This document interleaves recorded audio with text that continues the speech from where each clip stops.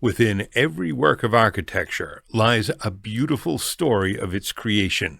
The people, events, techniques, materials, failures, and triumphs make up a rich history that's invisible to most eyes. These storylines can be as compelling and beautiful as the final piece of architecture. And the story of St. Paul's Cathedral is filled with tragedy, triumph, innovation, and enlightenment. It resulted in the creation of one of Britain's most significant works of architecture. Modern London was born from tragedy. In the 17th century, the city was enduring political and religious turmoil. The English Civil War divided the people. London's population was bursting at the seams in an outdated ancient city and infrastructure. The circumstances worsened when a plague swept through the town, followed by the fire of 1666 that burned the city to the ground. After the seemingly endless and relentless devastation, the city was ready for a rebirth. New ideas about art, culture, society, religion, technologies, and science circulated. Traditional ideas were challenged and reassessed. A small group of men drove the development of these new ideas and their infusion into London society. One of the most notable was Christopher Wren, a young scientist, mathematician, and astronomer. He became interested in architecture and changed the appearance of London through his building projects, most notably St. Paul's Cathedral. The construction of St. Paul's Cathedral helped breathe new life into the city. My first visit to St. Paul's was on a cold, dreary day in February. I knew little to nothing about it. Upon entering the cathedral, soaked in the rain, I stood in awe at its scale and stunning proportions. I was captivated. The experience prompted me to uncover the story of the cathedral, its history, Christopher Wren, and the circumstances that led to its creation. Wren's story. Born on October 20th, 1632, Christopher Wren grew up in a household with religious and political values aligned with the Church of England and the monarchy. Both institutions were being questioned and scrutinized at this time in history. He initially showed interest in science, anatomy, and astronomy, while at Oxford in the 1650s, he developed an interest in architecture. He continued to pursue architecture and began to advise the king on architectural matters by 1661. Sir John Denham, surveyor of the king's works at the time, sent Wren to mainland Europe in 1665 to document and study the new architectural technologies and ideas of the time. Significant developments in building technology were taking place, and London didn't want to be left behind. While in Paris, Wren arranged meetings with renowned Italian Renaissance architect Gian Lorenzo Bernini, who was there for a competition related to the Louvre. At the time, Bernini had been the lead architect of the Vatican in Rome for nearly 40 years. Bernini had established himself as one of the Renaissance's most powerful and influential architects, and his reputation preceded him. Wren observed Bernini closely. He studied his personality, methods of doing business, and architectural ideas. Through this experience, Wren became familiar with dome construction and technology. The encounter with Bernini left a lasting impact on him and provided a model of how a world-renowned architect should operate. Wren developed the idea that architecture was philosophy and politics made in stone. He thought that architecture changed over time, reflecting fashion trends that represented the current ideas. This philosophy created a foundation for him to develop his architectural ideas. It helped him detach his architecture from historical traditions and approach his designs freely, with more artistic license relevant to contemporary times. Wren returned to London in March 1666. Fueled by the inspiration and grandiose architectural ambitions of his Italian contemporaries, he immediately began work on a survey of St. Paul's Cathedral to revitalize the old church. The Great Fire of 1666. While Wren was busy iterating on new ideas for the cathedral, tragedy struck London. On a summer evening, a baker's oven was left on and set fire to the city for nearly 5 days, burning almost 430 acres north of the River Thames. At the time, the urban fabric of London consisted of tightly packed wooden and straw-thatched houses with eaves overhanging the streets. This type of building was highly susceptible to burning. All it took was a strong summer breeze to spread the fire throughout the city that evening. The fire left nearly 100,000 people homeless. Over 13,000 homes were destroyed, along with many cultural icons, one of which was St. Paul's Cathedral. Many people left and set up temporary tents in fields on the city's outskirts. Immediately after the fire, plans to rebuild the city and its significant monuments began circulating.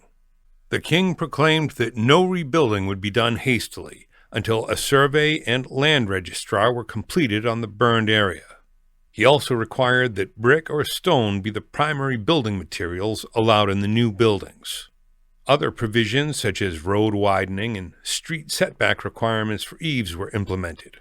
Minimum standards for road paving, utilities, and other aesthetic architectural requirements were enacted, resulting in a general beautification and functional improvement of the rebuilt area. These ideas became monumentalized in the first Rebuilding Act of 1667. The king would entertain several grand schemes to reorganize the city. Wren proposed a master plan for the section of town destroyed by the fire. He would propose an orthogonal grid pattern of widened streets, an idea he had seen in mainland Europe. He took cues from Bernini's grand gestures in Rome. Wren placed the Royal Exchange, a building representing the city's economic and financial heart, as a critical organizing element in his plan. He felt that the heartbeat of London would rely on economy and finances, and thought the urban fabric should reflect this concept. In his plan, he placed the new St. Paul's at the apex of a triangle, where two primary thoroughfares converged. The scheme was a clear nod to what Wren had seen in Paris and Rome. Unfortunately, the plan was not realized, and the city was rebuilt reflecting the original street layout and natural topography of the area. After general regulations were established, the rebuilding process started. The city called on the citizens and victims of the fire to help clear the burnt remains of the town. A committee was established to oversee the rebuilding, and Christopher Wren was a key contributor. A separate committee was established to help settle disputes and claims regarding property rights, leasing agreements, and property ownership. Together, these committees' goal was to rebuild in a more orderly, beautiful, healthy, and safe manner that honored the citizens' pre-existing property rights. Homeowners had to use their own financial resources to rebuild their homes. However, reconstruction of many public buildings received funding from the coal tax. London depended on coal at the time, and nearly 500,000 tons were imported into the city each year from Newcastle, where it was mined. Taxing this import generated a relatively consistent and sustained source of money to fund rebuilding projects. St. Paul's benefited immensely from this coal tax. A massive influx of laborers, masons, and carpenters entered the city to help rebuild, leading to a surge in population growth. Several developers would seize the opportunity to rebuild housing for the city. The most notable developer would be Nicholas Barbin. Barbin built simple, modest-sized homes that complied with the regulations and were quickly repeatable for the skilled laborers. Barbin's business model would prove to be incredibly lucrative. Parliament passed the Second Rebuilding Act in May 1670. This act combined finances from the king, the city, the Parliament, and the Church. Bringing together the financial means of all these parties would be complicated. However, it would significantly improve the budget for these projects. Although the aggregation of finances from multiple parties would help Wren realize his vision for many building projects, it would also make his job as surveyor of works to Charles II incredibly challenging. He now had multiple clients he needed to keep happy and navigate to realize his projects. Designing St. Paul's Cathedral. St. Paul's remained unused and unsuccessfully restored nearly 8 years after the fire. During that time, starting before the fire, Wren proposed 6 cathedral designs in succession. Some of these versions were attempts to repair and re-roof the old cathedral. In 1668, masonry from the old building fell, and after studying the structure, Wren proposed that a new building was required, and the old remains could not be used.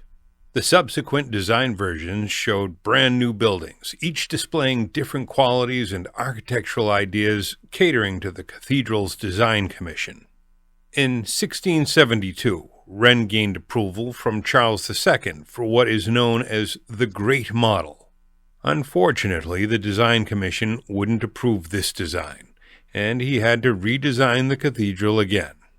Following the rejection of the Great Model, he proposed an alternative design known as the Warrant Design. In May of 1675, both parties approved it, and Wren was directed to proceed with construction. Charles II, the king at the time, told him he could make ornamental modifications to the plan, but not change the essential elements of the design. Wren saw this as an opportunity, and took the liberty to fully redesign the approved drawings. He felt the updates would show a greater harmony with the new modern London developed around the cathedral. His final constructed version is called the Definitive Design. Surprisingly, unlike previous versions of the cathedral, no physical wooden model was built to show the definitive design. The drawings would be fluid until the moment of actual execution. Wren Society, 1937. The most noteworthy feature of the definitive design was the resurrection of a massive dome from his previous designs, which would reign over London. Wren would design his new dome based on ideas from several historical precedents. These included the Pantheon in Rome, Brunelleschi's Duomo in Florence, and Michelangelo's St. Peter's Dome in Rome. He would learn from the failures and triumphs of each scheme and work to create a dome for London that rivaled the best in history. He implemented techniques such as multi-shell and a compression chain. Brunelleschi implemented the double shell in his design for the Duomo in Florence. Similarly, Michelangelo used it at St. Peter's in Rome. The double-shell dome was a tested approach. However, at the time, Wren's comrade, Robert Hooke, had been exploring ideas of a more efficient structure to channel the forces of the dome down to the ground and limit the outward forces. Hooke believed the best solution was the conical shape, mimicking the force distribution in a catenary curve. Wren implemented the conical dome via a third shell constructed between the inner and outer dome shells. The inner shell served as the ceiling for the cathedral's interior, providing a height proportional to the rest of the structure when viewed from the inside. The interior conical shell would serve as the primary supporting structure for the lantern above. The third shell, seen from the exterior, was then freed to be a beautiful hemispherical shape that rose high above the sky. It was ornamental and not required to bear the weight of the lantern above. Therefore, it could be constructed of lightweight timber and metal. Construction of St. Paul's Cathedral. While Wren finalized his designs, the labor team cleared the site and hauled debris. A temporary fence and offices were constructed to keep the citizens out of the construction site. The offices allowed the construction team to be on site throughout the construction, to supervise and work closely with the masons, carpenters, plasterers, painters, and other skilled tradesmen. The job site and work were closely monitored and documented. Highly detailed accounts of completed work, payments, and progress recordings remain available for us to study. In fact, the site and construction at St. Paul's were so well documented that it's become one of the best collections of information that help us understand the building process of that time. Records show that Wren began regular site visits in 1672. Around that time, a private office was constructed on site for him, along with a separate office exclusively for his architectural models. Payment to most of the laborers was made at the end of each day. However, other trades, like the stonemasons, were paid upon completion, based on a certain amount of work they finished. The carpenters on the project were responsible for building the scaffolding and formwork required. They needed to ensure this structure was sound enough to hold the weight of the massive stones hoisted into the air. The construction team held weekly site visits on Saturday to discuss the project. Wren and his team worked with the tradesmen to derive solutions, discuss modifications, and plan for the following work week. Wren's team presented updated drawings and models to illustrate their concepts. The documents and evidence uncovered on site show that the construction relied heavily on trial and error. Large-scale mock-ups, models, and full-size drawings were completed and tested. Their failures were analyzed and reworked. The commonly held notion that the drawings were created by the architect and executed on site by the tradesmen was not true in the case of St. Paul's. We have record of several failures on site, such as the collapsing and rebuilding of the crypt arches. The entire team was learning on the job, experimenting with their ideas, and designing as they constructed. Historical documents show that many design studies were conducted on the cathedral's dome around 1693, mainly in the form of models. From the time we have records of Wren laying out the dome on site to arrange the massive piers to the time the dome was finished in 1710, the design and structure of the dome went through many iterations and revisions. The final stone of St. Paul's was laid 33 years after it had been started. The City of London changed dramatically over the time the cathedral was built. Several changes in the monarchy occurred during that time, of which Wren had to navigate. Wars in other nations affected funding and resource availability. New architectural ideas came into vogue, and tensions developed between Wren and the project committee. Wren's opinions on the final details would be given less consideration. The population continued to grow in the city, sparking development and the creation of an urban fabric that was completely different from when work started. Trade, exploration, wars, and colonization changed the economic state of the town. London had emerged as a world capital. The people of London would need time to get acquainted with their new cathedral as they entered the next century. Although there were mixed feelings about the building when it was completed, it would ultimately become an icon of London. Criticism of St. Paul's Cathedral. No work of architecture is perfect, and there are always lessons that can help improve the way we design and build in the future. My criticism of St. Paul's isn't related to its architecture or aesthetics. Instead, it's a decision made regarding the structural engineering. Knowledge of structural foundation design was limited then, and high-quality scientific studies that illustrated soil-bearing capacities were not well documented and known. The soil under St. Paul's Cathedral is comprised of a layer of clay. Under the clay lies a stratum of sand and gravel. It was decided that the foundation of St. Paul's were to be set on the layer of clay, rather than continuing to excavate down and bear on the layer of sand and gravel. Many architects and engineers relied on the biblical suggestion not to build a house on a foundation of sand. However, in contemporary engineering knowledge, it's now known that sand and gravel can handle a high degree of bearing capacity, and, when contained, are well suited for solid foundations. On the other hand, clay is not an ideal material to build on top of. When exposed to moisture, clay has a large degree of expansion and contraction, which can result in differential settling in a building. If Wren had decided to deepen the foundation to the sand and gravel layer, St. Paul's structure would have been much more stable. From 1925 to 1930, extensive work was done to bolster the foundation and repair the damage that had been caused. Fortunately, the problems were solved and the issues subsided. What can we learn from St. Paul's? I've returned to the cathedral multiple times, and my appreciation and understanding of the forces that made it possible grow with every visit. St. Paul's was created when the British Empire began to thrive and established itself as a global capital. The construction of the cathedral is closely tied to many significant global events. The cathedral is a great example of how architecture can be a lens through which we see and understand our history. Buildings can paint pictures of what life was like during the time it was constructed. Through the lens and story of St. Paul's, we can gain an insight and perspective not just into London's history, but into the history of our modern world at large.